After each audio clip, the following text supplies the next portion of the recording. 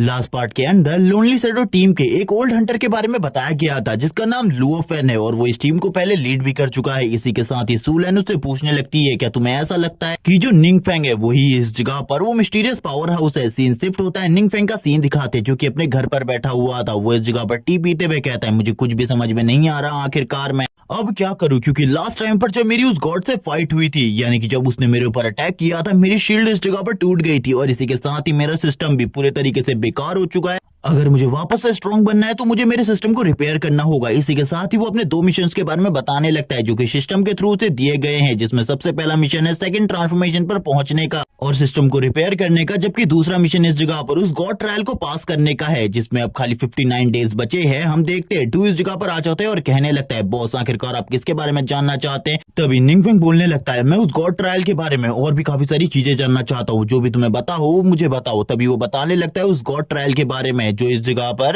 एक बड़े टावर की तरह है जिसमें कितने फ्लोर्स है इसके बारे में किसी को भी नहीं पता, लेकिन उसके 35 फ्लोर्स को खोज लिया गया है एजियो शार्प गिल्ड के लीडर के थ्रू और अभी तक कोई भी गॉड की ब्लेसिंग्स और उसकी पावर को इनहेरिट नहीं कर पाया है। ये सुनने के बाद निंग फेंग भी हैरान होता है और कहने लगता है क्या तुम उस जगह पर जा सकते हो, क्या तुम्हें ऐसा लगता है तुम एजियो शार्प गिल्ड के लीडर के रिकॉर्ड को तोड़ सकते हो, क्या तुम्हें इसके बारे में पता है? तो क्योंकि तुम दोनों का लेवल काफी ज्यादा सेम है। डू इन बात को सुनने के बाद कहने लगता है बॉस मुझे ये समझ में नहीं आ रहा आखिरकार आप क्या करवाना चाहते हैं, लेकिन मैं अपनी पूरी कोशिश करूंगा एजियो शार्प गिल्ड के लीडर से आगे निकलने की। अब वो अपने मन में सोचने लगता है क्या इस जगह पर अगर मैं अपने बदले डू को उस ट्रायल पर भेजूं और उस ट्रायल को कंप्लीट करवा दूं तो क्या इसी के साथ ही मेरा मिशन भी कंप्लीट हो जाएगा, क्योंकि इस जगह पर वो भी मुझे जानने वाला है और मुझे लगता है उसके साथ भी मेरा मिशन कंप्लीट हो जाना चाहिए। और वो यही सोचने के बाद निकल जाता है इस जगह से ताकि वो इसके बारे में हायर ऑफिशियल से बात कर सके। सीन शिफ्ट होता है, सीन शिफ्ट होकर दिखाया जाता है लुओ फेन का जो कि इस जगह पर बैठा होता है और कहने लगता है क्या सही में मिस्टीरियस पावर हाउस ने हमारी रिक्वेस्ट को एक्सेप्ट कर लिया है और उसने हमें किसी चीज के बारे में बताया। सू लैन कहने लगती है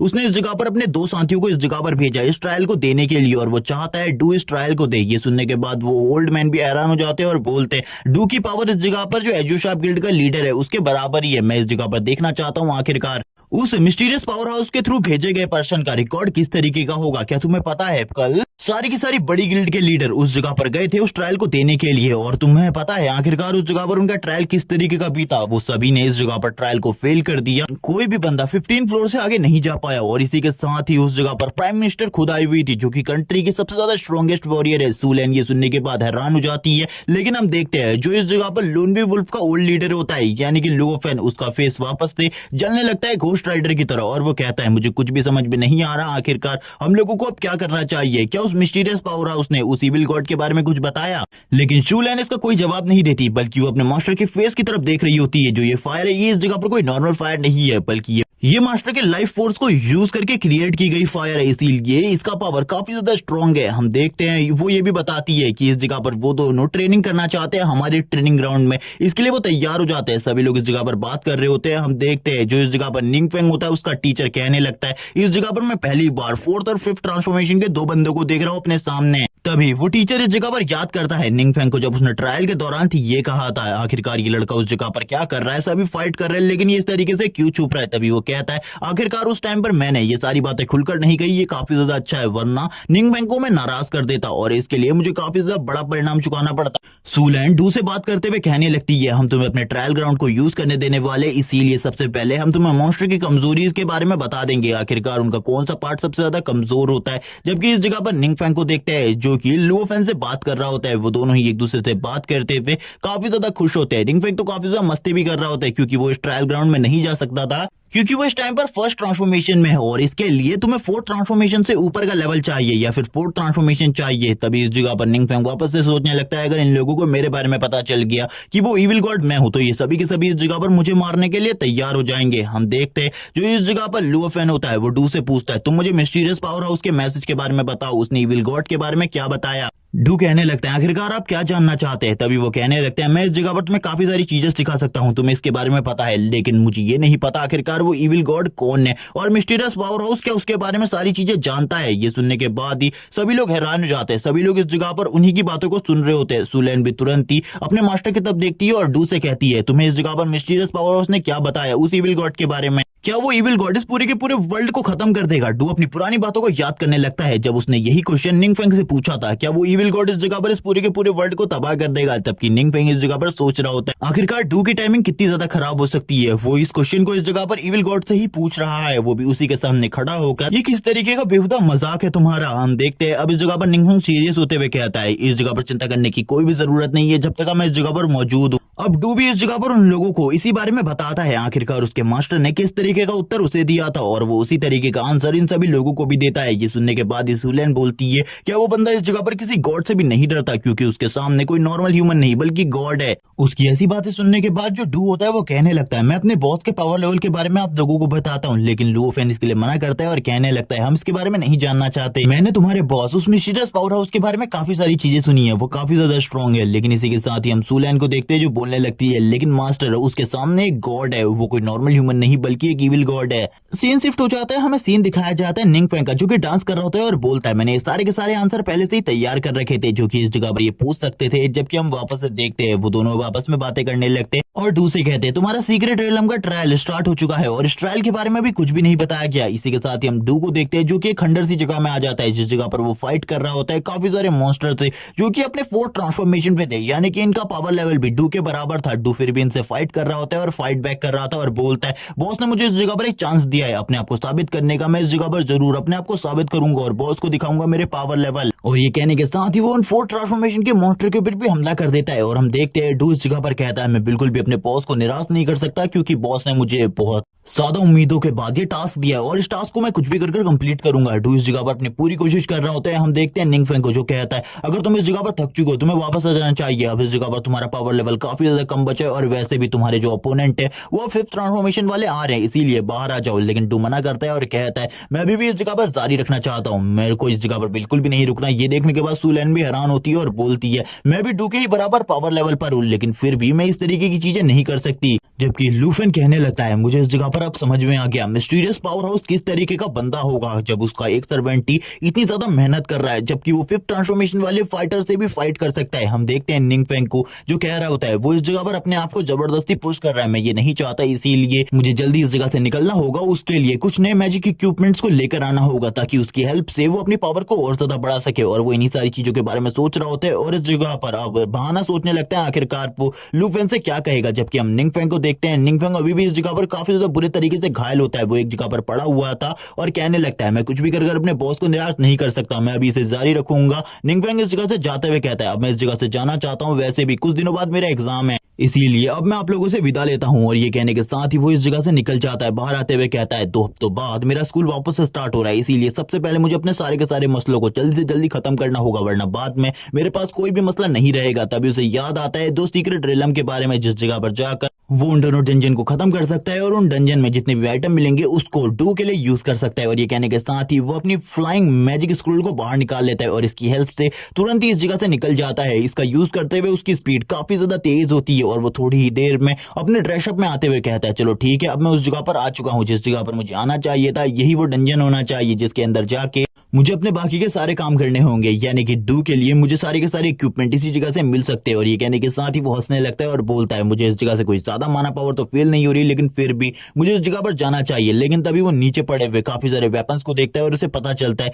इस जगह पर पहले भी काफी ज्यादा टाइम पर बैटल हो चुकी है, यानी कि इंसानों ने इस जगह को ढूंढ लिया है लेकिन ऑफिशियली इसका कोई भी रिकॉर्ड नहीं है, इसीलिए वो इस जगह पर आकर फाइट कर सकता है। और हम देखते हैं वो तुरंत ही उस डंजन के अंदर आ जाता है। डंजन के अंदर का सीन दिखाते हैं जिस जगह पर जो मॉन्स्टर होते हैं उन्होंने ह्यूमन को बंदी बना लिया था। वो कहने लगते हैं, थोड़ी ही देर में हम लोगों के डीमन लॉर्ड बाहर आने वाले हैं, इसके बाद ये पूरा का पूरा डंजन ब्रेक भी स्टार्ट हो जाएगा और हम लोग इस डंजन से बाहर निकलकर सारे के सारे ह्यूमंस को मार डालेंगे। हम देखते हैं काफी सारे ह्यूमन को जो कि डीमंस के साथ हो गए हैं वो भी इस जगह पर मौजूद होते हैं और वो भी जोर जोर से हंस रहे होते हैं और ह्यूमंस को मार रहे थे।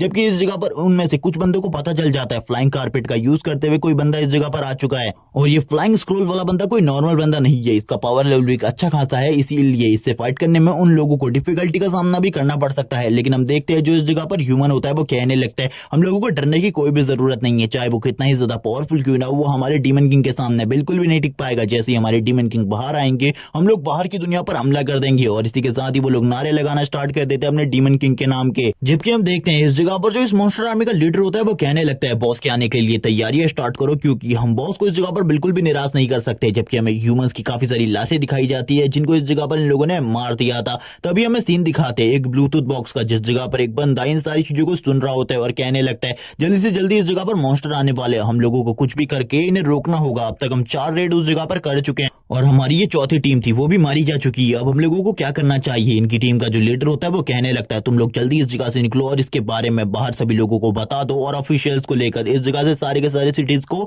खाली करवाओ। लेकिन तभी वो दोनों पूछने लगते हैं, बाकी दोनों पूछने लगते हैं आखिरकार बॉस आप इस जगह पर क्या करेंगे, आपको भी हमारे साथ चलना चाहिए। लेकिन उनका बॉस कह रहा होता है अगर इस जगह पर मॉन्स्टर काफी ज्यादा स्ट्रांग हुए तो मैं रोकने की कोशिश करूंगा और तुम लोगों के लिए थोड़ा बहुत टाइम बाय करूंगा। तुम लोगों को मेरे बारे में चिंता करने की जरूरत नहीं है, मैं इस जगह पर अपना ख्याल रख सकता हूँ। लेकिन उस बंदे को इस जगह पर पता था कि वो इस जगह पर मरने वाला है और कुछ भी नहीं होगा उसके साथ, क्योंकि वो इतना ज्यादा स्ट्रांग बिल्कुल भी नहीं है कि वो किसी का सामना कर सके। इतने पावरफुल मॉन्स्टर का सामना जिनके सामने यहाँ पर उनकी कुछ टीमें भी नहीं टिक पाई। और ये कहने के साथ ही वो उन सभी से निकलने को कहता है, लेकिन वो बिल्कुल भी नहीं जा रहे होते, अपने बॉस का साथ वो नहीं छोड़ना चाहते थे। लेकिन वो कहता है इस जगह पर जो मेरी मौत है वो करीब आ चुकी है, तुम लोगों को इस जगह पर चले जाना चाहिए। लेकिन मुझे ऐसा बिल्कुल भी नहीं लगा था कि ये सारी चीजें आज के दिन होंगी। और इसी के साथ ही वो उन लोगों को जाने को कहता है, लेकिन वो लोगों में से कोई भी नहीं जा रहा होता क्योंकि उनका हमेशा उनका ख्याल रखा करता था। लेकिन आज उन लोगों को अपने बॉस को छोड़कर जाना था और टीम लीडर अब इसी जंगल में रुक जाता है इन सारे टाइमों का वेट करने के लिए, जबकि वो इस जगह से भाग रहे होते हैं और कहने लगते हैं बॉस हम आपको छोड़कर नहीं जाना चाहते थे। उनका बॉस भी ऊपर की तरफ देखते हुए कहता है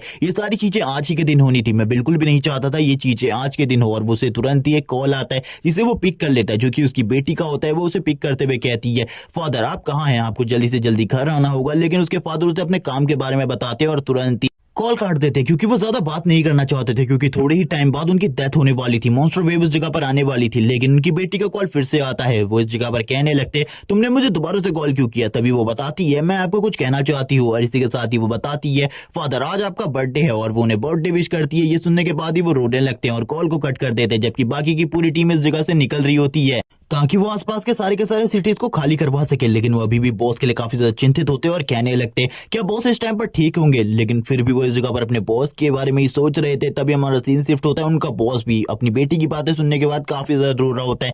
इसी के बाद ही डंजन के अंदर पर सीन शिफ्ट होता है, जिस जगह पर डंजन के अंदर की हालत बिल्कुल भी सही नहीं होती है, क्योंकि उस जगह पर जो उन सभी का लीडर होता है वो हंस रहा होता है। जबकि हमें काफी सारे मॉन्स्टर्स को दिखाया जाता है जिनको इस जगह पर निंगफेंग ने जमा दिया होता है और उनकी हालत काफी ज्यादा खराब होती है। निंगफेंग धीरे धीरे कर आगे बढ़ रहा था, तभी उसे एक बुक मिलती है जिसका यूज करके वो इस जगह पर चारों तरफ की चीजों को बर्फ में जमा सकता था। और वो इस चीज को देखकर काफी ज्यादा खुश होता है और बोलता है इस जगह पर आना मेरा बहुत अच्छा डिसीजन था, मैंने अपने लेवल को 37 लेवल तक बढ़ा लिया, ये काफी ज्यादा अमेजिंग है, मैं जल्द ही इस जगह पर सेकंड ट्रांसफॉर्मेशन में पहुंच सकता हूं। और वो इसी तरीके की बातें कर रहा होता है और धीरे धीरे कर आगे बढ़ने लगता है, क्योंकि उसे अभी भी इस जगह पर काफी सारे और मैजिक हासिल करने थे। सारे के सारे डीमंस अपने डीमन गॉड के इस जगह पर आने का वेट कर रहे होते हैं, उनके सामने बो डाउन करके बैठे होते हैं ताकि वो उन्हें रिस्पेक्ट दे सके। लेकिन इसी के साथ ही हम देखते हैं निंगफेंग इस जगह पर उस पोर्टल से निकलता है और कहने लगते हैं आखिरकार इस जगह पर क्या चल रहा है, उसे कुछ भी समझ में नहीं आ रहा होता। वो सामने की तरफ देखने लगते हैं मॉन्स्टर्स को, वो इन सारी चीजों को देखकर पूरे तरीके से हैरान हो जाता है, आखिरकार ये मॉन्स्टर उसके सामने क्यों झुक रहे हैं। वो मॉन्स्टर तभी उठ जाते हैं और कहने लगते हैं क्या तुम इस जगह पर डीमन लॉर्ड हो। तभी वो इस जगह पर बोलता है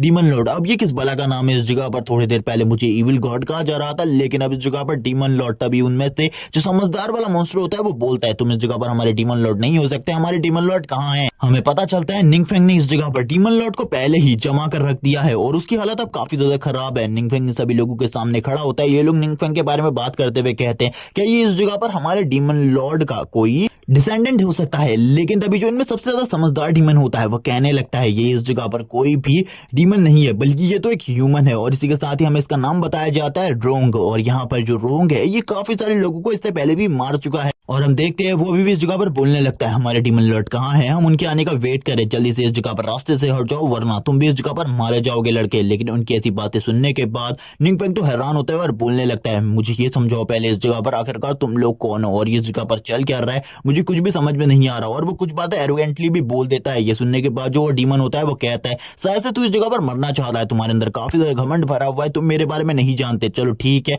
अब मैं तुम्हें अपने बारे में बताता हूँ, मैं ब्लड डीमन हूँ और अब तुम मेरे हाथों से मरने वाले हो। और सभी से वो इस जगह पर कहता है तैयार हो जाओ। इसे मारने के लिए। लेकिन तभी निंगफेंग अपनी पावर शो करता है और वो अपनी फॉरबिडन स्पेल्स की पावर्स को यूज करने लगता है और कहता है अब तुम्हें इस जगह पर पता चलेगा आखिरकार मेरा पावर लेवल किस तरीके का है। और वो तभी कुछ स्किल्स का यूज करने लगता है जिसके अकॉर्डिंग वो किसी भी बंदे के कमजोर पॉइंट्स को इजीली ढूंढ सकता है। और अब वो इस जगह पर इस ब्लड डीमन के कमजोर पॉइंट को ढूंढ लेता है और इसके बारे में बताया जाता है गलत तरीके की टेक्निक को यूज करने की वजह से इस जगह पर एक बहुत बड़ा घाव है, अगर तुम इस जगह पर हमला करते हो इसकी हालत पूरे तरीके से खराब हो जाएगी। लेकिन ब्लड डीमन को अभी भी कुछ समझ में नहीं आ रहा होता। उसे तो ये भी समझ में नहीं आ रहा था कि उसके सामने कोई नॉर्मल इंसान बिल्कुल भी मौजूद नहीं बल्कि एक इविल गॉड है जिसका पावर लेवल का सामना उनमें से कोई भी नहीं कर सकता। ये सुनने के साथ ही अब निंगफेंग कहता है चलो ठीक है आ जाओ इस जगह पर, अब मैं तुम्हें अपना रियल पावर लेवल दिखाऊंगा। ये सुनने के साथ ब्लड डीमन बोलता है तुम्हारे जैसे काफी सारे इंसानों को मैंने अभी तक मारा है और आज से पहले कभी भी किसी ने भी मेरे सामने इस तरीके से बात नहीं करी। तुमने इस तरीके से बात करी है तुम्हें इसकी जरूर सजा मिलेगी। लेकिन इसी के साथ ही चारों तरफ डार्कनेस छा जाती है और ये सारी चीजें हो रही थी निंगफेंग की पावरफुल स्किल की वजह से। निंगफेंग कहता है अब तुम्हें इस जगह पर कैसा लग रहा है, कैसा लग रहा है इस जगह पर? जैसे तुम ह्यूमंस को मारा करते थे वैसे ही अब ह्यूमन इस जगह पर तुम्हें मारेंगे। और इसी के बाद ही सारे के सारे डीमन काफी ज्यादा घबरा जाते हैं। ऊपर की तरफ एक बहुत ज्यादा खतरनाक स्ट्राइक को देखकर जो ब्लड डीमन होता है उसके कंधे के ऊपर एक स्ट्रॉन्ग अटैक होता है। ब्लड डीमन भी इस अटैक को देख नहीं पाता। वो कहता है आखिरकार ये अटैक किसने किया, क्या ये अटैक उसी लड़के ने किया है? मुझे लगता है वो लड़का सही में काफी ज्यादा स्ट्रॉन्ग था इसीलिए वो इस तरीके से एरोगेंटली बात कर रहा था। निंगफेंग कहता है ये तो मेरी स्किल की वजह से, जिस स्किल का यूज करते हुए मैंने ये चीजें करी है, चीजें बहुत ज्यादा अमेजिंग है, मुझे इन चीजों को करने में काफी ज्यादा मजा आता है। और वो इसी तरीके की बातें कर रहा होता है। सीन शिफ्ट हो जाता है, सीन दिखाया जाता है फॉरेस्ट के अंदर जिस जगह पर काफी लंबा टाइम बीत चुका था और वो हंटर अभी भी इसी जगह पर मौजूद होता है। वो कहने लगता है अभी तक मुझे कोई भी खबर नहीं मिली, उस जगह से कोई भी हमलावर टीम मॉन्स्टर्स की इस जगह पर नहीं आई। मैं अब उस जगह पर जाकर चेक करने वाला हूँ, अगर उस जगह पर कुछ खतरा होता है तो मैं बिल्कुल भी वापस नहीं आ पाऊंगा, तुम्हें ये समझ जाना होगा। और इसी के साथ ही वो निकल जाता है उस माउंटेन की तरफ, जबकि उसे पता था अगर वो उस माउंटेन के अंदर जाता है तो वो पक्का मारा जाएगा। लेकिन अब वो उस डंजन के अंदर खुद जाने वाला था और देखने वाला था सब कुछ क्या चल रहा है उस जगह पर। और वो धीरे धीरे करके आगे बढ़ रहा होता है, वो काफी ज्यादा घबरा रहा होता है। लेकिन जैसे ही वो मेन लोकेशन पर पहुंचता है उसकी हालत भी खराब हो जाती है। सारे के सारे डीमन मारे गए होते हैं। वो कहने लगता है सारे के सारे मॉन्स्टर्स को मार दिया गया है, जो इन सभी में सबसे ज्यादा पॉपुलर मॉन्स्टर था यानी कि ब्लड डीमन, वो भी मारा जा चुका है। ये सुनने के बाद वो डर जाते हैं और कहते हैं आखिरकार ये काम किसने किया होगा। लेकिन इसके बारे में तो वो भी नहीं जानता। वो बोलता है ये काम किसने किया इसके बारे में नहीं जानता, लेकिन अभी मुझे जल्दी से जल्दी इसके मेन बॉस को ढूंढना होगा, यानी कि इस डंजन के मेन बॉस को, और उसे खत्म करना होगा अगर वो अभी तक नहीं मरा है। जब वो आगे बढ़ रहा होता है तभी उसे निंगफेंग की जमाई हुई बर्फ दिखाई देती है और वो इसके बारे में बताता है काफी सारे मॉन्स्टर बर्फ में जम चुके। ये सुनने के बाद वो और भी ज्यादा हैरान होते क्योंकि उनके पास कोई भी ऐसा हंटर नहीं था जो कि चीजों को फ्रीज कर सकता है, यानी कि ये काम उनके हंटर का बिल्कुल भी नहीं हो सकता। तभी वो एक जगह पर पहुंच जाता है और उस जगह पर पहुंचने के बाद उसकी हालत भी खराब हो जाती है। जब वो आसपास जमे हुए मॉन्स्टर को देखने लगता है तभी उसकी नजर पड़ती है डीमन गॉड के ऊपर और वो कहता है इस एरिया का बॉस भी इन्हीं बर्फों में जमा हुआ है, लेकिन मैं ये नहीं बता सकता कि ये जिंदा है या फिर मर चुका है अभी तक। लेकिन मेरे ख्याल से ये मारा जा चुका है क्योंकि इसको मारने के बाद कोई भी एक्सपीरियंस पॉइंट नहीं मिलने वाले मुझको। और इसी के साथ ही वो भी काफी ज्यादा हैरान होता है और कहने लगता है ये सारी चीजें किसने करी इसके बारे में किसी को भी नहीं पता। और हम देखते हैं वो इन सारी चीजों को बताते हुए भी काफी ज्यादा डर रहा होता है, लेकिन फिर भी वो डंजन के अंदर जाने लगता है और चीजों को चेक कर रहा होता है। बाहर उसके साथ ही भी काफी ज्यादा हैरान होते हैं इन बातों को सुनकर और ये पार्ट इसी जगह पर एंड हो जाता है।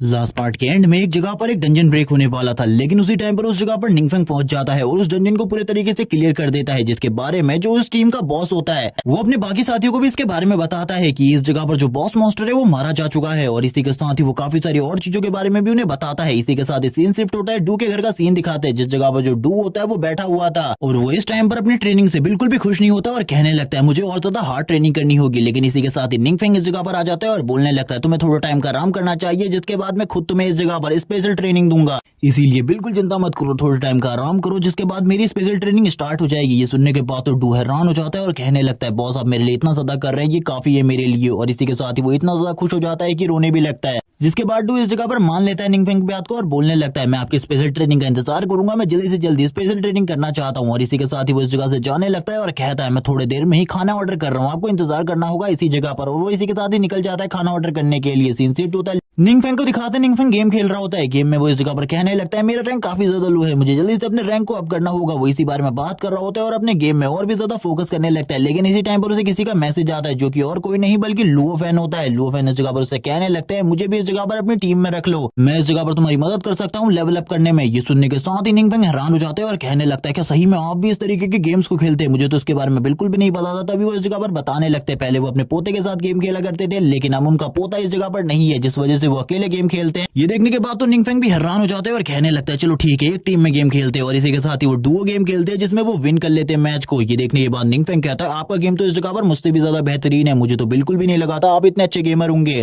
और इसी के साथ ही वो दोनों अब एक दूसरे से बात करना स्टार्ट करते हैं। वो दोनों इसी तरीके से गेम के बारे में काफी सारी बातें करते हैं जिस गेम को वो खेल रहे होते हैं। निंगफेंग काफी सारे क्वेश्चंस भी पूछता है आखिरकार वो अकेले गेम क्यों खेल रहे हैं, और इसी के साथ ही वो दोबारा से गेम खेलते हैं और इस बार वो वापस से विक्ट्री कर लेते हैं। इस जगह पर वापस से निंगफेंग बोलने लगता है ये सब कुछ आपकी वजह से हुआ है, आप इस जगह पर काफी ज्यादा कमाल के गेमर है। इसी के साथ ही लुओफेन को दिखाते हैं जो अपने फोन में वॉइस को रिकॉर्ड करते हुए उसे एक मैसेज भेजते हुए कहते हैं कुछ एकेडमी स्पेशल ट्रेनिंग कैंप को ओपन कर रही है, अगर तुम भी उसमें जाना चाहते हो मेरे पास टोटली 2 सीट्स है, मैं तुम्हें उस जगह पर भेज सकता हूँ। ये सुनने के साथ ही निंगफेंग हैरान हो जाते हैं और कहने लगता है 2 सीट्स, मैंने पहले इसके बारे में सोचा था, मेरे पास फॉरबिडन स्पेल्स हैं तो मुझे इन एकेडमी में नहीं जाना चाहिए, लेकिन गॉड से बैटल करने के लिए मुझे शायद से इन सारी चीजों की जरूरत होगी। इसीलिए वो तुरंत ही हाँ कर देता है और कहने लगता है मुझे इन दोनों सीटों की जरूरत है क्योंकि मैं अपने साथ किसी और को ले जाना चाहता हूँ। तभी वो कहते हैं चलो ठीक है इस जगह पर तुम बिल्कुल भी चिंता मत करो, और इसी के साथ ही अपने पोते की फोटो को देखते हुए कहते हैं फेंग रुई और निंगफेंग इस जगह पर दोनों ही एक जैसे हैं, मुझे ऐसा लगता है ये दोनों ही आगे चलकर फ्यूचर में काफी ज्यादा पावरफुल बनने वाले। सीन शिफ्ट होता है निंगफेंग के स्कूल का सीन दिखाते जिस जगह पर आज काफी सारी गड़बड़ होने वाली थी। सीन शिफ्ट होता है निंगफेंग की क्लास को दिखाते जिस जगह पर निंगफेंग की टीचर अभी क्लास में नहीं आई हुई थी, बच्चे इस जगह पर बात कर रहे होते हैं। अब इस जगह पर जो पावरफुल लोग हैं उन्हीं को बड़ी एकेडमी सिलेक्ट कर रही है। हम लोगों के लिए एकेडमी में सिलेक्ट होना काफी ज्यादा मुश्किल है। सभी लोग इस जगह पर अपने अवेकनिंग स्टार्स के बारे में बात कर रहे होते हैं। कोई कह रहा होता है कि इससे तो हम इस जगह पर काफी ज्यादा आगे हैं,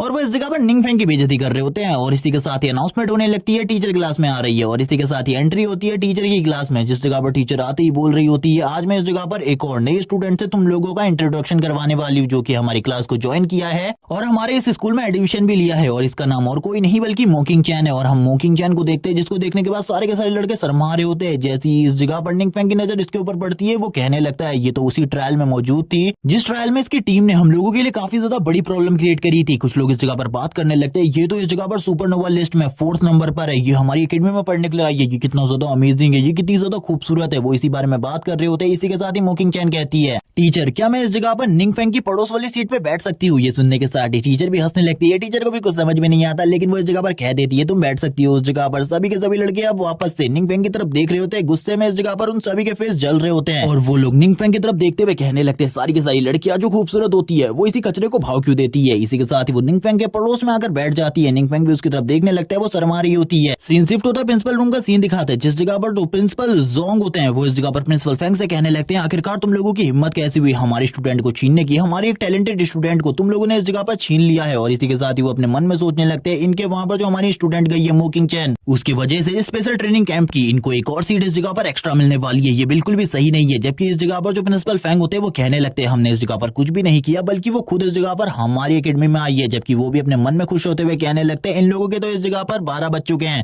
क्योंकि वो लड़की सुपरनोवा लिस्ट में 4th नंबर पर थी। हमारी एकेडमी में आने की वजह से अब हमारी एकेडमी का नाम और भी ऊपर चला गया है। इसी के साथ ही दरवाजे के ऊपर कोई नॉक करने लगता है। तभी प्रिंसिपल कहते हैं अंदर आ जाओ इस जगह पर, आखिरकार क्या खबर लेकर आए हो मुझे इसके बारे में बताओ। वो एक बंदा होता है जो कि इस जगह पर कह रहा होता है कि प्रिंसिपल फ्रैंक बाहर कोई आया हुआ है जो कि आपसे मिलना चाहता है, और उसने ये भी कहा कि उसने आपको काफी सारे कॉल ट्राई किए लेकिन आपने कॉल नहीं उठाया। प्रिंसिपल फ्रैंक कहने लगते हैं आखिरकार मैंने किसका कॉल नहीं उठाया, मैं तो किसी के बारे में भी नहीं जानता, बल्कि इस जगह पर हम दोनों की तो मीटिंग चल रही थी। जैसे ही इस जगह पर प्रिंसिपल जोंग और फैंग उस बंदे को देखते हैं हैरान हो जाते हैं। उन दोनों की आंखें फटी की फटी रह जाती क्योंकि उन दोनों के सामने मिस्टर लिन फैंग होते हैं। मिस्टर लिन फैंग से बात करते हुए वो दोनों इस जगह पर काफी ज्यादा शेक कर रहे होते हैं और कहने लगते हैं आज से पहले हमने इनको खाली टीवी पर देखा है। वो दोनों के दोनों प्रिंसिपल उन्हें वेलकम करने लगते हैं और इसी के साथ ही जो प्रिंसिपल फैंग होते हैं वो पूछने लगते हैं आखिरकार आप इस जगह पर क्यों आए हैं। इसी के साथ ही वो सबसे पहले इंट्रोडक्शन करवाते हैं अपने पोते रुई फैंग से। जो प्रिंसिपल फैंग होते हैं वो कहने लगते हैं रुई फैंग इस जगह पर प्रिंसिपल जोंग की एकेडमी में पढ़ता है, मैंने इसके बारे में पता किया, ये काफी ज्यादा टैलेंटेड है। इसी के साथ ही हम देखते हैं जो लिन फैंग होते हैं वो बोलने लगते हैं हाँ मैं इस जगह पर चाहता हूँ आज से ये तुम्हारी एकेडमी में पढ़ाई करे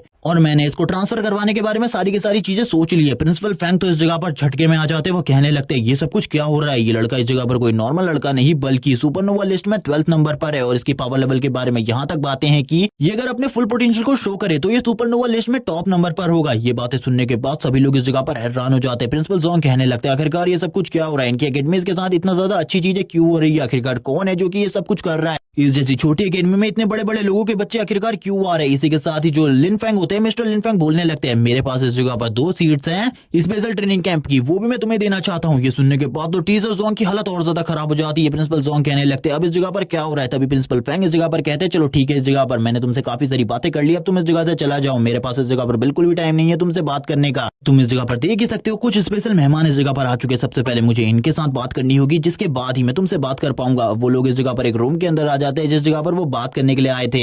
मिस्टर लिन फेंग बताने लगते हैं उन्हें ये सीट की जरूरत कैसे है। ये सुनने के साथ ही वो हैरान हो जाते हैं और कहने लगते हैं, क्या सही में आप वो दोनों सीटें इस जगह पर निंग फेंग को देना चाहते हैं? वो सीटें किसी को भी दे सकता है। ये सुनने के साथ प्रिंसिपल भी हैरान होते हैं और कहने लगते हैं, आप बिल्कुल भी चिंता ना करें, मैं दोनों की दोनों सीटें निंग फेंग को अलॉट करवा दूंगा, आप बिल्कुल भी चिंता मत करो। ये सुनने के साथ ही लिन फेंग बोलने लगते हैं, हाँ इस जगह पर तुम्हें यही करना होगा। ये सुनने के साथ ही प्रिंसिपल अपने मन में सोचने लगते हैं, आखिरकार इन जैसा बड़ा इंसान निंग फेंग को सपोर्ट क्यों कर रहा है, मुझे बिल्कुल भी समझ में नहीं आ रहा। आखिरकार निंग फेंग इन्हें किस तरीके से जानता है और निंग फेंग का बैकग्राउंड क्या है, वो इसी बारे में सोच रहे होते हैं। सीन शिफ्ट होता है निंग फेंग की क्लास का, जिस जगह पर सारे के सारे उसके दोस्त निंग फेंग की क्लास में आ चुके होते हैं। निंग फेंग उन सभी को देखने के बाद बोलता है, कोई मुझे बताएगा इस जगह पर आखिरकार तुम तीनों के तीनों मेरी क्लास में क्या कर रहे हो। तभी उसे इस जगह पर यू की दोस्त बताने लगती है, जितने भी लोग स्पेशल ट्रेनिंग कैंप में जाने वाले वो इसी क्लास में मौजूद है हमारी एकेडमी के। और इसी के साथ ही मैं भी झू की रैंक को लेने के बाद इस जगह पर पहुंच गई हूँ, क्योंकि झू गायब है इतने टाइम से, जिस वजह से उसका रैंक मुझे मिल गया है। और जियांग को तुमने अपनी सीट दे दी थी, जिस वजह से वो भी इस जगह पर मौजूद है। जियांग इस जगह पर बात कर रहा होता है रुई फेंग से, और वो इस जगह पर एक दूसरे से काफी ज्यादा अच्छे तरीके से घुल मिल चुके होते हैं। फेंग रुई बोलने लगता है, तुम मेरा इस जगह पर अच्छे तरीके से ख्याल रखना, जबकि मोकिंग चैन कह रही होती है, मुझे निंग फेंग का भरोसा जीतने के लिए कुछ ना कुछ तो करना होगा, क्योंकि इस जगह पर निंग फेंग का भरोसा जीतना काफी ज्यादा मुश्किल होता जा रहा है मेरे लिए। इसी के साथ ही वो शर्माने लगती है और कहती है, मेरे पास तो निंग फेंग के लिए गिफ्ट है, मुझे वो जल्दी से जल्दी निंग फेंग को देना चाहिए। सीन शिफ्ट होता है, बाकी क्लास वाले लोगों को दिखाते हैं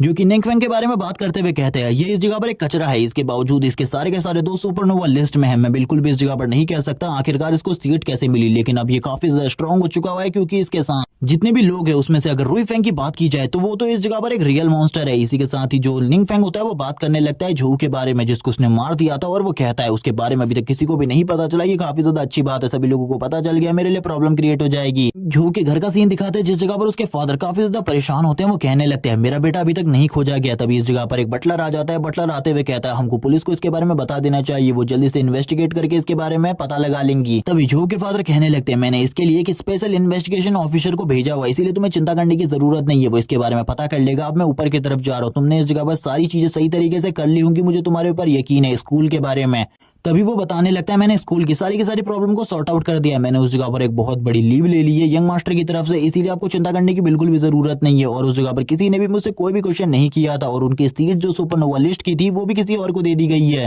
इसी के साथ ही झू के फादर झू के रूम की तरफ जाने लगते हैं। वो उस जगह पर कुछ इन्वेस्टिगेट करने के लिए जा रहे थे, और इसी के साथ ही आगे बढ़ते हुए कहते हैं, ये इस जगह पर मेरे सन का रूम है, मेरा सन काफी लंबे टाइम से गायब है, मुझे उसके बारे में कुछ भी नहीं पता चला। अगर मुझे एक बार पता चल गया उसे किसने गायब किया है, मैं उसे मार डालूंगा। वो यही बात करते हुए अपने बेटे की फोटो के ऊपर हाथ लगाते हैं और कहते हैं, आखिरकार तुम कहाँ चले गए, मुझे तुम्हारे बारे में बिल्कुल भी समझ में नहीं आ रहा। इसी के साथ ही उस जगह पर एक दरवाजा ओपन होता है, इस दरवाजे के अंदर वो जाने लगते हैं, हमें बिल्कुल भी नहीं बताया जाता आखिरकार ये कहाँ जाने का दरवाजा है। और इसके बाद भी वो आगे बढ़ने लगते हैं और इस जगह पर बिल्कुल भी नहीं रुकते, और हमें एक अलग ही जगह का सीन दिखाया जाता है। सीन शिफ्ट होता है और हम देखते हैं जो इस जगह पर फेंग रुई होता है वो इस जगह पर निंग फेंग के लिए गिफ्ट लाया होता है, और कहने लगता है, इस चीज को मैं आपके लिए लेकर आया हूँ, आप इसे रख लीजिए। और हमें पता चलता है ये इस जगह पर एक समनिंग आर्ट बुक है, अगर निंग फेंग इसको अपने स्किल स्लॉट में लगा ले तो उसके बाद इस जगह पर समनिंग आर्ट भी आ जाएगी, जिसके साथ ही वो काफी ज्यादा स्ट्रॉन्ग हो जाएगा। लेकिन निंग फेंग ने अभी इसके बारे में नहीं सोचा होता। तभी मोकिंग चैन भी इस जगह पर आ जाती है, वो भी निंग फेंग के लिए गिफ्ट लेकर आई थी, और वो तुरंत ही उस गिफ्ट को निंग फेंग को देने लगती है। निंग फेंग जैसे ही उस बुक को देखता है, जैसे ही निंग फेंग उस बुक को देखता है उसे पता चलता है ये इस जगह पर ब्लेड ऑफ एन्चेंटमेंट है, इसका यूज करते हुए अपनी ब्लेड आर्ट को और भी ज्यादा अच्छा कर सकता है। लेकिन निंग फेंग को इसके बारे में पता है कि उसके पास एक भी स्किल स्लॉट खाली नहीं है, और लास्ट टाइम जब निंग फेंग अपने लेवल को अप करने के लिए एक डंजन में गया था ताकि उसे कुछ स्किल स्लॉट भी मिल सके, तब उस जगह पर उसे पता चला था 5 लोगों की जरूरत है इस डंजन के अंदर जाने के लिए, वो अकेला बिल्कुल भी इस डंजन के अंदर नहीं जा सकता, इसीलिए वो डंजन के अंदर बिल्कुल भी नहीं जा पाया था। और इसी के साथ ही वो कहने लगता है, मुझे जल्दी से जल्दी किसी डंजन के अंदर जाना होगा, क्योंकि मेरा जो दूसरा मिशन है मुझे उसे भी कंप्लीट करना है, मुझे जल्दी से जल्दी सेकंड ट्रांसफॉर्मेशन पर पहुंचना है। इसी के साथ ही निंग फेंग खामोश हो जाता है और उन दोनों से कहने लगता है, तुम दोनों इस जगह पर मेरे लिए ये स्पेशल गिफ्ट लेकर आए, जिसके लिए मैं इस जगह पर तुम दोनों को थैंक्स कहना चाहता हूँ, लेकिन मेरे पास तुम दोनों के लिए ज्यादा कुछ नहीं है तुम्हें देने के लिए। इसी के साथ ही वो पोशन बोटल्स निकालने लगता है, 40 पोशन बोटल्स उन दोनों को देते हुए कहता है, इन पोशन का कोई भी साइड इफेक्ट नहीं है, इसीलिए डरने की बिल्कुल भी जरूरत नहीं है, ये तुम्हारे एक्सपीरियंस को बूस्ट करने में में तुम्हारी हेल्प करेंगे। और वो दोनों को इस जगह पर 40-40 बोटल्स देने लगता है, जबकि इस जगह पर सबसे पहले मोकिंग चैन कहती है इस बोटल्स के बारे में तो खाली एजो शार्प गिल्ड को पता था, उन्हीं के पास ये सारी की सारी बोटल्स थी और मैंने जहां तक सुना ये काफी ज्यादा महंगा है।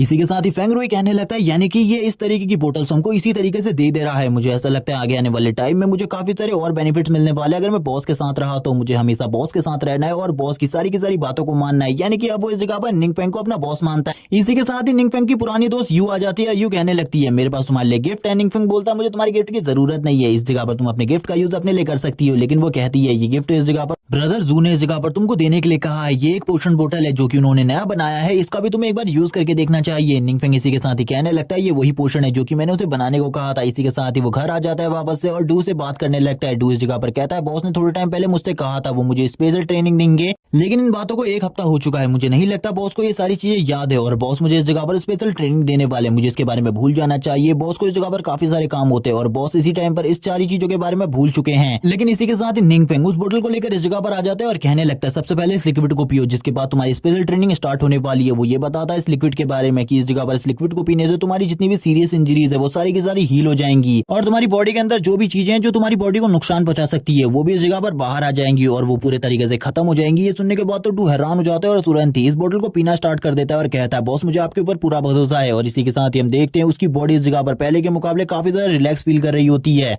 इसी के साथ ही निंग फेंग उससे कहता है अब तुम कैसा महसूस कर रहे हो। वो बताता है कि अब वो पहले के मुकाबले काफी ज्यादा अच्छा फील कर रहा है। ये सुनने के बाद निंग फेंग उसे थम्स अप करते हुए कहता है चलो ठीक है अब स्पेशल ट्रेनिंग का टाइम हो चुका है, मैं तुम्हें स्पेशल ट्रेनिंग देने वाला हूँ, लेकिन उससे पहले मैं कुछ चीजों के बारे में तुम्हें बताऊंगा। और वो इस जगह पर जनरल की तरह निंग फेंग को सल्यूट करने लगता है। इसी के साथ ही निंग फेंग उसे कहने लगता है सबसे पहले इस जगह पर तुम्हें अपने डिफेंस को मजबूत करना होगा। मैंने देखा इस जगह पर तुम्हारा डिफेंस काफी ज्यादा कमजोर है और तुम्हारी स्किल्स के बारे में भी मुझे जानना है। और इसी के साथ ही उसकी स्किल्स में भी कमियां निकालना स्टार्ट कर देता है और बोलता है तुम्हारे पास कुछ ऐसी स्किल्स होनी चाहिए जिनको तुम कंबाइन फॉर्म में यूज कर सको, लेकिन तुम्हारी स्किल बिल्कुल भी कंबाइन नहीं हो सकती। वो अपने मन में कहने लगता है इस जगह पर बॉस के अलावा मुझे और कोई भी स्ट्रांग बनने में मदद नहीं कर सकता। निंग फेंग इसी के साथ ही अपनी स्किल का यूज करते हुए उसकी बॉडी के कमजोर पार्ट को देखने लगता है ताकि क्रिटिकल हिट का यूज करते हुए वो उसे सिखा सके किस तरीके से इन पार्ट्स के ऊपर उसे डिफेंड करना है। और इसी के साथ ही डू भी इस जगह पर सोच रहा होता है बॉस मुझे स्ट्रांग बनाने में मेरी मदद कर सकता है और कोई भी नहीं इस दुनिया में, इसीलिए मुझे उनकी सारी की सारी टिप्स को याद रखना होगा। इसी के साथ ही निंग फेंग उसको स्किल स्लॉट के बारे में बताने लगता है आखिरकार किस तरीके से उसे स्किल को सिलेक्ट करना चाहिए अपने स्लॉट में। इसी के साथ ही वो उसकी सारी की सारी बातों को सुन रहा होता है और कहने लगता है बॉस हम रियल ट्रेनिंग कब स्टार्ट करने वाले। इसी के साथ ही जो निंग फेंग होता है वो कहता है चलो ठीक है रियल ट्रेनिंग का टाइम। और इसी के बाद ही वो अपने दोनों हाथों में 2 ब्लेड्स को ले आता है और अपनी दोनों ब्लेड्स को यूज करते हुए निंग फेंग के साथ फाइट स्टार्ट कर देता है। लेकिन जो निंग फेंग होता है वो स्टार्टिंग में ही उसके ऊपर इतनी ज्यादा स्पीड में अटैक कर रहा होता है कि वो उस स्पीड को मैच ही नहीं कर पाता। निंग फेंग उसके सबसे पहले वीक पॉइंट पर अटैक करता है जिस वजह से वो घायल हो जाता है, काफी ज्यादा दर्द से चिल्लाने लगता है और कहता है बॉस आपको रुकने की जरूरत नहीं है, मैं अभी भी इस जगह पर तैयार हूँ फाइट करने के लिए। वो वापस से खड़े होने की कोशिश करता है। निंग फेंग पिछली बार की बातों को याद करने लगता है जब उसने उस मॉन्स्टर के ऊपर इस स्किल का यूज किया था वो मारा गया था, लेकिन इस बार निंग फेंग सारी की सारी सावधानियों को बरत रहा है। बस इस जगह पर डू को दर्द होगा, उसकी जो चोट है वो काफी ज्यादा आसानी से हील हो जाएगी। डू कहने लगता है बॉस मैं इस जगह पर तैयार हूँ, आपको बिल्कुल भी चिंता नहीं करनी। और वो वापस अपनी दोनों ब्लेड्स को पकड़ लेता है और कहता है बॉस मेरे ऊपर वापस से हमला कीजिए। सीन शिफ्ट होता है, ट्रेनिंग ग्राउंड का सीन दिखाते हैं जिस जगह पर जो डू होता है वो अभी भी काफी सारे मॉन्स्टर के साथ प्रैक्टिस कर रहा होता है, उन्हें मार रहा होता है। डू को देखकर सभी लोग हैरान हो जाते हैं क्योंकि डू की स्पीड इतनी ज्यादा बढ़ चुकी थी कि डू इस जगह पर एक एक करके सारे के सारे मॉन्स्टर को मार रहा होता है। उसकी स्पीड और रिफ्लेक्सेस पहले के मुकाबले काफी ज्यादा तेज हो चुके थे। इसके बाद ही डू एक मॉन्स्टर की पीठ के ऊपर हमला कर देता है और उसकी पीठ के ऊपर हमला करने के बाद कहता है अब इसकी कहानी इसी जगह पर खत्म होती है। और वो उस मॉन्स्टर को भी अपने एक ही स्लैश में मार डालता है और कहता है ये तो इस जगह पर काफी ज्यादा आसान था मेरे लिए। जिसके बाद वो स्माइल करना स्टार्ट कर देता है जिसे देखने के बाद सभी लोग हैरान हो जाते हैं। जबकि इस जगह पर मिस्टर लिन फेंग बोलने लगते हैं मुझे ऐसा लगता है वो पहले के मुकाबले काफी ज्यादा स्ट्रांग हो चुका है, बस उसे 1 महीना ट्रेनिंग करते हुए। इसी के साथ डू बोलने लगता है मुझे नेक्स्ट लेवल चाहिए, लेकिन तभी उसे बताया जाता है कि इसके बाद कोई भी नेक्स्ट लेवल नहीं है, उसने इस ट्रेनिंग ग्राउंड के हाईएस्ट लेवल को अचीव कर लिया है। जिसे सुनने के साथ ही वो नीचे लेट जाता है और कहता है ये अमेजिंग है, मैंने इस जगह पर अपने बॉस को बिल्कुल भी नाराज नहीं किया बल्कि मैंने उन्हें तो पूरे तरीके से खुश कर दिया है। ये सुनने के साथ ही जो इस जगह पर मिस्टर लिन फेंग होते हैं वो हैरान हो जाते हैं और उनका फेस वापस से फायर से कवर हो जाता है और वो फायर से कवर करने के बाद कहते हैं ये अमेजिंग है, मुझे अब सही में ऐसा लगता है ये लड़का इस जगह पर ट्रायल को कंप्लीट कर सकता है, इसीलिए मैं उसे उस जगह पर लेकर जाने वाला हूँ। लेकिन तभी जो उनकी स्टूडेंट होती है वो कहने लगती है सर आपको इस जगह पर सबसे पहले अपनी फायर को इस जगह पर कम करना चाहिए क्योंकि इससे वजह से आपकी हेल्थ पर भी काफी सारे बुरे असर पड़ सकते हैं। और वैसे मैंने सुना है आपने इस जगह पर अपने पोते को एडमिशन करवाया है एक दूसरी एकेडमी में। ये सुनने के साथ ही वो कहते हैं हाँ लेकिन इसके बारे में भी ज्यादा चिंता करने की जरूरत नहीं है, सबसे पहले मैं इसको लेकर जा रहा हूँ उस स्पेशल ट्रेनिंग ग्राउंड में यानी कि उस ट्रायल को देने के लिए, जिसके बाद मैं देखना चाहता हूँ आखिरकार ये ट्रायल के कौन से लेवल को अचीव कर पाता है। मेरे हिसाब से तो ये इस जगह पर पिछले सारे के सारे रिकॉर्ड को बहुत ज्यादा आसानी से तोड़ देगा। और वो यही बात करते हुए वापस से डू की तरफ देखने लगते हैं और कहते हैं ये इस जगह पर एक जीनियस है। और इसके हिसाब से मैं ये भी कहूँ कि वो स्पेशल पावर हाउस भी काफी ज्यादा टैलेंटेड है, क्योंकि उसने इस लड़के को इतना ज्यादा जल्दी इतना ज्यादा स्ट्रॉन्ग बना दिया। मैं कुछ भी नहीं कह सकता इस लड़के के बारे में। इसी के साथ सीन शिफ्ट होता है, वो लोग एक जगह पर आ जाते हैं जिस जगह पर जो सारी की सारी बड़ी गिल्ड थे उनके लीडर्स भी इस जगह पर मौजूद होते हैं। वो इस जगह पर बात कर रहे होते हैं एक दूसरे से और इस जगह पर वो डू को काफी ज्यादा रिस्पेक्ट दे रहे होते हैं। इसी के साथ ही डू अपने पुराने मास्टर के बारे में याद करने लगता है और कहता है ये इस तरीके से उन लोगों से भी बात नहीं किया करते थे जिस तरीके से ये इस टाइम पर मुझसे बात कर रहे हैं। अगर इन्हें मेरे रियल मास्टर के बारे में पता चल गया, यानी कि बॉस के बारे में, तो ये तो इस जगह पर पूरे तरीके से हैरान हो जाएंगे। लेकिन ये लोग इस जगह पर मेरे बॉस के सामने खड़े होने के लायक नहीं है, क्योंकि मेरे बॉस काफी ज्यादा स्ट्रॉन्ग है, क्योंकि वो इस जगह पर लायक है एक बॉस होने के। और वो यही बात करते हुए स्माइल करने लगता है, जबकि जितने भी लोग इस जगह पर मौजूद होते हैं वो इस जगह पर बात करना चाहते थे डू से। जबकि एजो शार्प गिल्ड का जो लीडर होता है वो कहने लगता है इस छोटे लड़के से मैं इस जगह पर बात करूं, बिल्कुल भी नहीं, ये मेरे से इस जगह पर काफी ज्यादा वीक है, इसीलिए इस लड़के से बात करने का तो कोई सवाल ही नहीं होता और ना ही इसे रिस्पेक्ट देने का। बाकी सभी गिल्ड लीडर की तरफ देखते हुए कहता है ये सब लोग इस जगह पर मेरे ट्रायल की वजह से मेरे एरिया पर कब्जा कर बैठे हैं, अगर मेरा बस चले मैं इन सभी को एक ही बार में मार डालूं। और इसी के साथ ही वो लोग तुरंत ही ट्रेनिंग ग्राउंड पर पहुंच जाते हैं। और इसी के साथ ही एजो शार्प गिल्ड का लीडर बताने लगता है इस ट्रेनिंग ग्राउंड में तुम्हें कोई भी दिक्कत हो तो उसके बारे में तुम मुझसे पूछ सकते हो। लेकिन इस जगह पर जो डू होता है वो कहने लगता है चिंता करने की बिल्कुल भी जरूरत नहीं है, मुझे इस जगह पर दोबारा मौके की बिल्कुल भी जरूरत नहीं पड़ेगी, मैं एक ही बार में इस ट्रायल को कंप्लीट कर दूंगा। लेकिन वो लोग इस जगह पर बताने लगते हैं इन सारी चीजों को रिकॉर्ड किया जाएगा और ये सारी चीजें लाइव चलने वाली है, इन सारी चीजों को हम इस जगह पर बैठकर देख सकते हैं। और हम देखते हैं वो इस जगह पर एक फोन में इन सारी के सारी चीजों को देख रहे होते हैं। आखिरकार डू किस तरीके से इन सारे के सारे ट्रायल को कंप्लीट करने वाला है, जबकि निंग फेंग इस जगह पर डू के घर में बैठकर इन सारी चीजों को देख रहा होता है और कहने लगता है मैं तो इस जगह पर कब से तैयार हूँ चिप्स और पॉपकॉर्न लेकर इस चीज को देखने के लिए, क्योंकि ये लाइव स्ट्रीम हर जगह पर हो रही है। वो इस जगह पर चिप्स को खाते हुए कहने लगता है डू तो इस जगह पर काफी ज्यादा अमेजिंग कर रहा है, इसकी स्पीड इस जगह पर काफी ज्यादा अच्छी है, अगर इसी तरीके से चलता रहा तो ये काफी ज्यादा जल्दी नेक्स्ट फ्लोर पर पहुंच जाएगा। इस टाइम पर डू इस जगह पर 20वें फ्लोर के ऊपर होता है। सभी लोग उसकी स्पीड को देखकर हैरान होते हैं। जो इस जगह पर सबसे बड़े गिल्ड का लीडर होता है वो बोलने लगता है इस तरीके की स्पीड और रिफ्लेक्सेस तो मेरे भी नहीं है, ये लड़का काफी ज्यादा स्ट्रॉन्ग है। इसी के साथ ही वो 30 फ्लोर पर पहुंच जाता है 40 फ्लोर पर।